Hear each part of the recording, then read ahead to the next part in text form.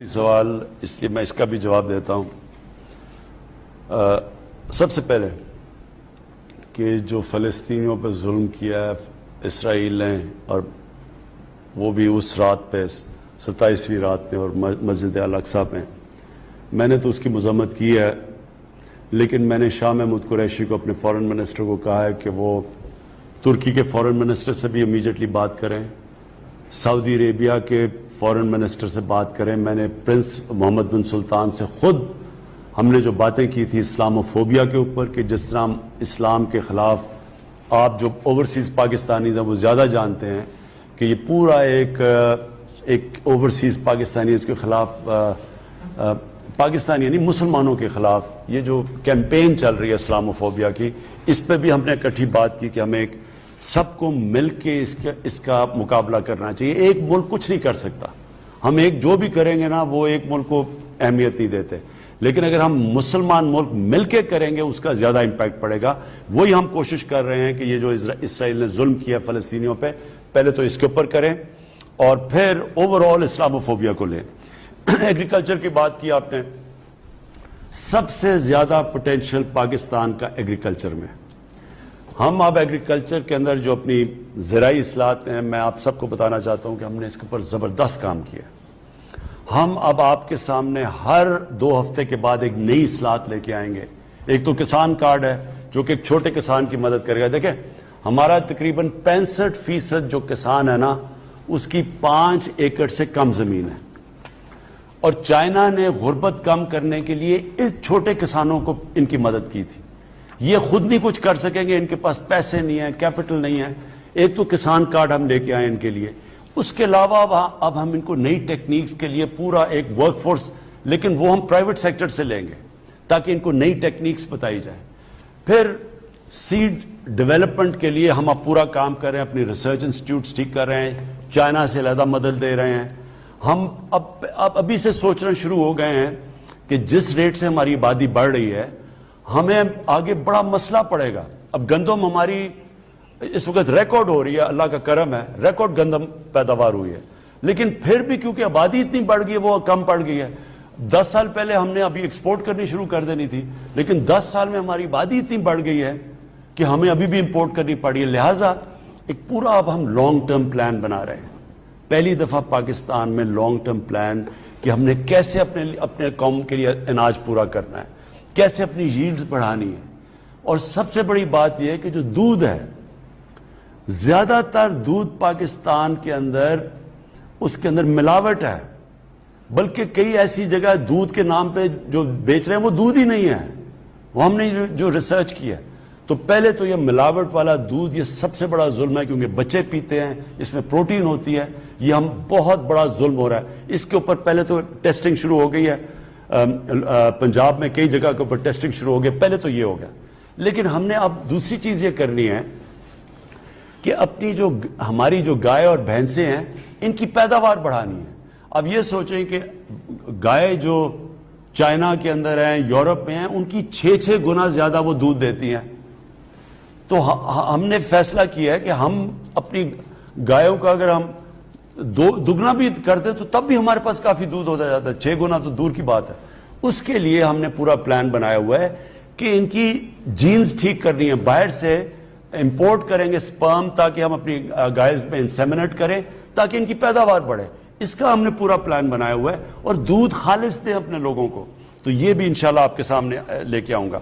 لیکن جو میں آخر میں اپنی قوم سے کہنا چاہتا ہوں، دیکھیں یہ اپنے ذہن میں ڈال لیں کہ 2 چیزیں ہیں جو اس قوم کو اٹھائیں گی۔ وہ 2 چیزیں ہیں جو کہ ہمارے نبی صلی اللہ علیہ وسلم نے مدینہ کی ریاست کی بنیاد رکھی تھی اس پہ۔ ایک تھی قانون کی بالادستی، جو میں نے شروع کیا تھا اپنی، کہ طاقتور کو جب تک ہم قانون کے نیچے نہیں لے کے آئیں گے، یہ ملک جو مرضی ہم کر لیں یہ آگے نہیں بڑھے گا۔ یہ شوگر مافیا جیسے لوگ بیٹھے ہوئے ہیں، جب تک ان کے اوپر ہم کاروائی نہیں کریں گے، اور ہر جگہ مافیاز بیٹھے ہوئے ہیں، ہر ادارے کے اندر مافیاز بیٹھے ہوئے جو چینج نہیں آنے دیتے، کیونکہ وہ کرپٹ سسٹم سے فائدہ اٹھا رہے ہیں۔ تو قانون ہوتا ہے تو کرپشن ختم ہوتی ہے، پہلے کرپشن ختم ہوتی ہے اور پھر قانون نہیں آتا۔ پہلے قانون کی بالادستی ہوتی ہے، جب آپ طاقتور کو قانون کے نیچے لے کے آتے ہیں تو کرپشن ختم ہوتی ہے. جب آپ طاقتور کو قانون کے نیچے لے کے آتے ہیں تو ذخیرہ اندوزی ختم ہوتی ہے اور چیزیں سستی ہوتی ہیں. جب آپ طاقتور کو قانون کے نیچے لے کے آتے ہیں اور ایک سا سب کو قانون میں, تو میرٹ آ جاتی ہے سوسائٹی میں اور وہ قوم اٹھ جاتی ہے. اس لیے کوئی آج مجھے دنیا میں ایک قوم بتا دیں جدھر قانون کی بالادستی نہیں اور وہ خوشحال ہے. ایک قوم بتا دیں. اور ایک مجھے قوم بتا دیں جدھر کی قانون کی بالادستی ہے اور وہاں غربت ہے. ایک قوم بتا دیں. سب سے پہلے جو نبی صلی اللہ علیہ وسلم نے مدینہ میں خوشحالی بھی آئی. مدینہ کی ریاست میں ایک ایسا وقت آیا کہ زکوٰۃ لینے والا کوئی نہیں تھا, لیکن پہلے قانون کی بالادستی قائم کی جس کی جنگ لڑی جا رہی ہے, جو ہے تحریک انصاف کی جنگ ہے. یہ تحریک ہے, یہ مسلسل ایک جہاد ہے. اور دوسرا ایک فلاحی ریاست. اور یہ بہت ضروری ہے کہ ہم اپنے نیچے جو نچلا طبقہ ہے اس کو اوپر اٹھائیں. ایک تو قانون جب آپ میرٹ لے آتے ہیں تو وہ اوپر آ جاتا ہے. دوسرا ان کے لیے اسپیشل پیکیجز احساس پہ ہم انشاءاللہ اسپیشل پیکیج, کسان کارڈ اسپیشل پیکیج آ رہا ہے. پھر ہیلتھ کارڈ جو انشاءاللہ اس ملک میں سارا ہیلتھ سیکٹر میں انقلاب لے کے آئے گا, وہ ہے ہیلتھ کارڈ. ہر غریب گھرانے کے اوپر پنجاب میں سال کے اینڈ میں پختونخوا میں آ چکا ہے. ہر گھرانے کے پاس اب ہیلتھ انشورنس ہے, تاکہ ان کو فکر نہ ہو کہ اگر گھر میں کوئی بیماری ہوتی ہے اور پیسے نہیں ہیں وہ اپنا علاج کروا سکے.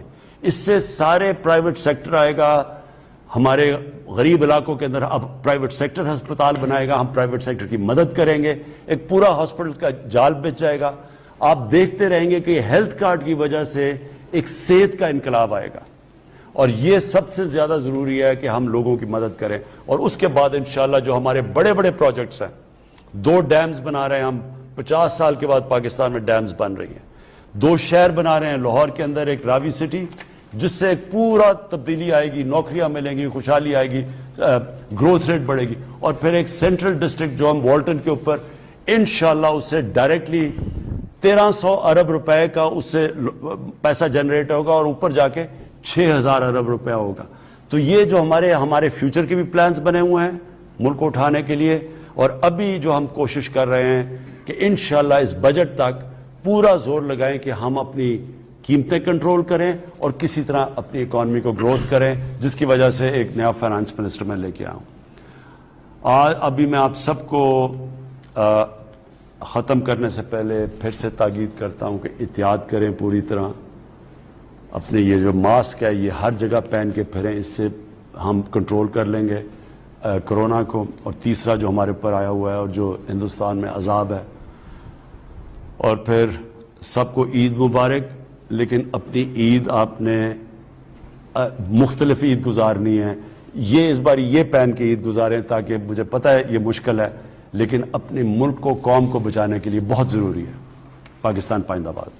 بہت سے لوگ کوشش کرتے رہے کہ ان کی کال ملیں. ہمیں اندازہ ہے کہ بہت سے کالرز کی کال نہیں مل سکی, لیکن آئندہ آنے والی نشست میں آپ کو ضرور موقع ملے گا. اور جس طرح سے پرائم منسٹر نے بھی پروگرام کے بیچ میں آپ سے کہا تھا کہ آپ ان کے پورٹل کا بھی استعمال کر سکتے ہیں, تو پرائم منسٹر کا جو پورٹل ہے